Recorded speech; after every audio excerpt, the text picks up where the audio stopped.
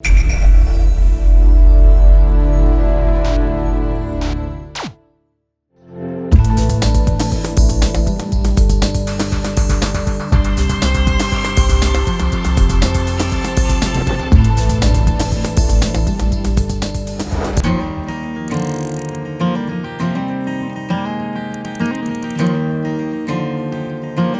mètre.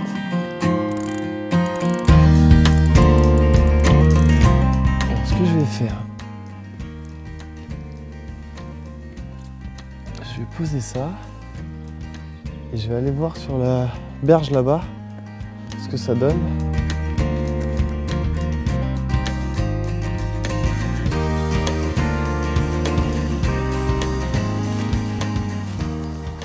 C'est joli là.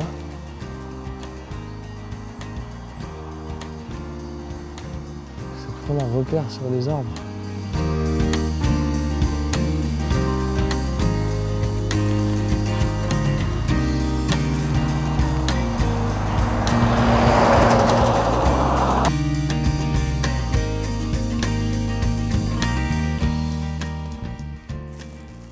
Je pense avoir trouvé à quel endroit je vais placer mes cannes. J'en mets que 2 sur la bordure.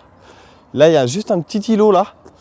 Donc je pense que les poissons vont se diriger devant. Il y aura pas mal de nourriture naturelle, des dressènes, des choses comme ça, j'ai vu sur les branches. Et la deuxième, plus près de moi là-bas, juste un petit peu après la bouche, j'ai quelques branches qui rentrent dans l'eau. Je pense que ça va être des bons spots. La troisième canne, on va la lancer plus loin en pleine eau. Je vais essayer de toucher une tache de gravier parce qu'il y a pas mal de... Il y a une fine pellicule de vase qui est assez gênante. Donc on va pêcher équilibré et je vais essayer de toucher en pleine eau à un endroit où il y a un peu plus de gravier et c'est plus dur. Ça, je vais voir après. Je vais déjà placer mes 2 cannes en bordure. Et après, on s'occupera de la troisième. J'ai lancé, ça ne s'est pas enfoncé. Et il y avait des cailloux directement. Ça, c'est pas mal.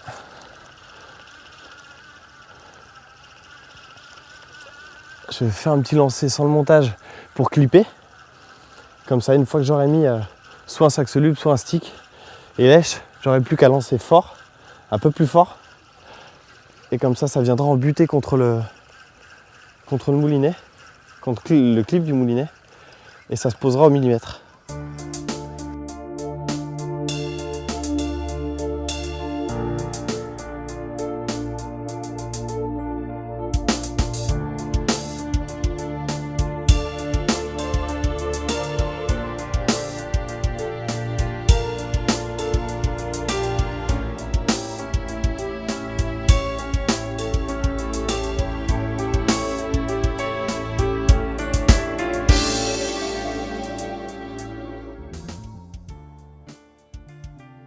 Les poissons marsouinets, même en pleine eau, ça a l'air d'être en activité. Alors vu que je peux pas chercher un poste au repère, etc., j'ai préparé un petit sac soluble que je vais envoyer au loin où je voyais bouger, sur l'hameçon, comme ça, pour pas que ça s'en mêle. On va les dépeler légèrement le bord avec du pelé, un peu de farine, la pop-up, et je vais venir planter le goût dessus pour en mettre dedans.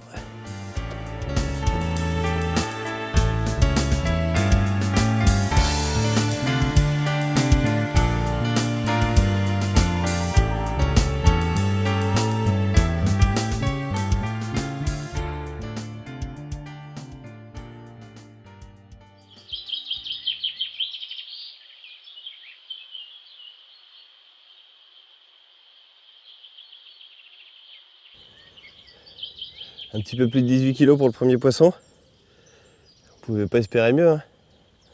On a mis un peu de temps à poser les cannes hier soir, mais comme quoi, je vous l'avais dit, poser les cannes précisément, faire un petit peu de bruit, c'est pas très grave, mais au moins ça paye, quoi. J'ai eu la chance de faire 2 autres brèmes. Et ce poisson, qui est aussi le premier poisson de ma saison, on va dire on commence bien, hein. Elle est épaisse, elle est pas très longue. Elle a des épaules de combattante pour reprendre certaines phrases. Donc là, pas compliqué, hein.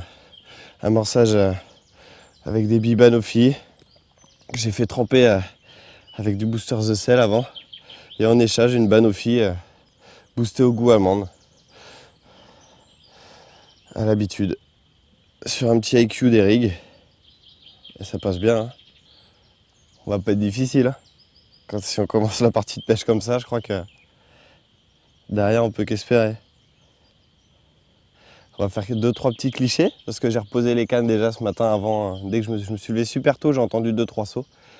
Donc j'ai reposé les cannes super rapidement. Et là, du coup maintenant tout pêche. On va faire 2-3 clichés du poisson, on profite des belles couleurs du lever de soleil. On va la relâcher puis on attendra le prochain poisson. Je vous ai parlé pendant la présentation de la carpe du montage que j'utilisais, l'IQ des rigs. Je vais revenir juste un petit peu dessus pour vous expliquer pourquoi je l'utilise là. Donc en fait, simplement déjà à la base, la rigidité, le fluoro, pas parce que pour la discrétion dans ce plan d'eau, parce que l'eau n'est pas très très claire, donc c'est pas primordial, mais simplement pour le lancer, pour éviter que le bas de ligne s'en mêle au lancer.